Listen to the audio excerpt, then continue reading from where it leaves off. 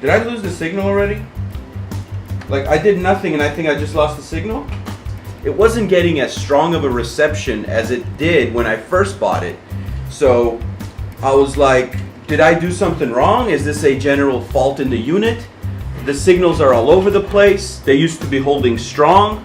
She wrote back saying, "Hi Alex, could you please take a short video for us to get more details?"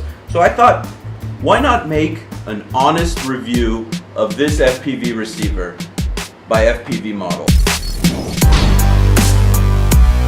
Oh, and it has no manual whatsoever, so you're gonna have to find everything yourself. Good luck. But I figured this out. Hold it again, auto search. Click, click. It does an auto search and knows that I'm on channel, it says 4, even though this says 3 on the back. You know, some aspects of it are very made in China, such as this audio video input. You cannot push it all the way in. It has to kind of be like halfway. You see that halfway out point for it to actually work? If this thing is all the way pushed in, boom, no signal. If it's halfway out, you get signal. That's very made in China. But that's okay.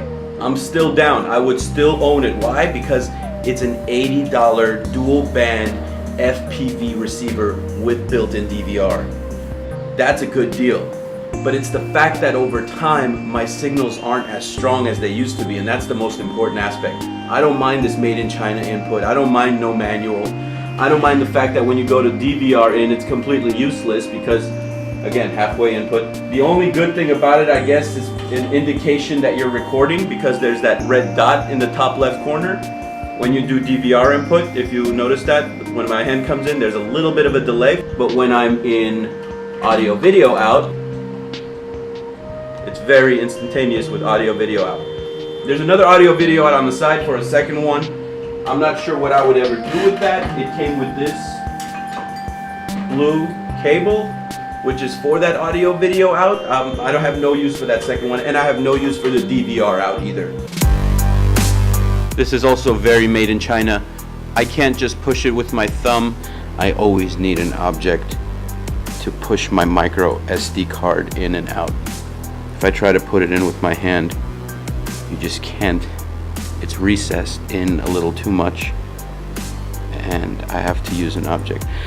Again, something that I wouldn't mind in addition to all the other nuances if my signal's captured strongly. Okay, and this is the situation on your micro SD card. It's just a long list of AVIs. Most of them are gonna look like a scrambled mess, just like this. So basically you have to really page through to find the videos that have some content, like this one. And they're gonna be 720 by 480. I can't use them straight up. I had to actually convert them using FLC Player in order to make an MPEG-4. Let me show you guys the menu. So it's got the auto search, which I use most of the time. All you do is tap twice and it finds the thing, the channel you're on. A band scanner that actually gives you the best frequency that is this certain broadcast. Manual mode so that it does not jump between the two antennas. What I don't like is these LEDs on the top. All this is telling me right now is, oh, this one's off, this one's on. And then if I do something different, maybe take it somewhere else, oh, this one's off, this one's on. That's a little bit confusing. You know, just have one LED light be the one showing which one's on. Just a green one on this or a green one on that. All your diversity. And then the setup menu is where sometimes I go calibrate RSSI and it does this whole thing. Usually after I do a calibrate RSSI, it captures my thing a little better, but still is not as good as the day one. So now when I go to auto search,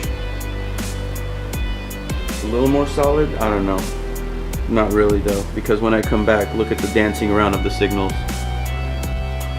By the way, this unit also comes in, I've seen 3 or 4 different names, but you can tell it's the same exact hardware. They just happen to have maybe screen printed something different in the front. And I'll show you some examples of those. Slightly different prices, anywhere from $80 to $115, $120. Also, it doesn't come with a power source that I can plug into the wall. Just something that I need to like jerry rig a battery to So I found like a Linksys, 12 volt Linksys, which fits as my power supply. It looks good right here, but that's only because it's about 5 meters away from me. As soon as I take off and go down this driveway, which never really caused problems before, look how scrambly it gets. Like, is a 200 milliwatt camera supposed to be this noisy inside of a house only about 10 meters away? And here it is with another camera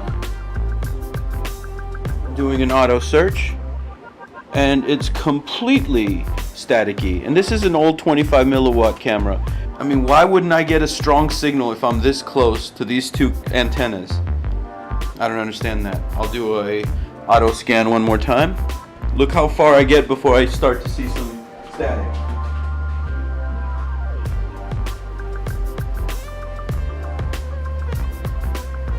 That's only in the other room about 15 meters away. Brought it back, bringing it right next to the unit and taking it away by just arm's length. And look how bad the signals are falling. There's no way this is supposed to be that weak. And right now it's very hot. Alright, here I go, trying it again with a 200 milliwatt camera. Let me do an auto scan. It found the channel. Now look, these signals are clearly a little stronger than they were with the 25 milliwatt, right?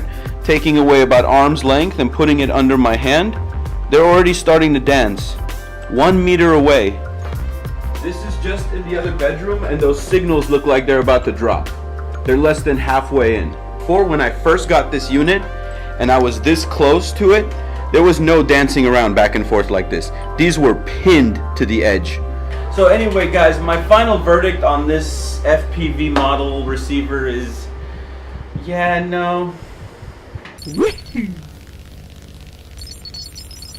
let me just go ahead and grab that micro SD card. Oh, right.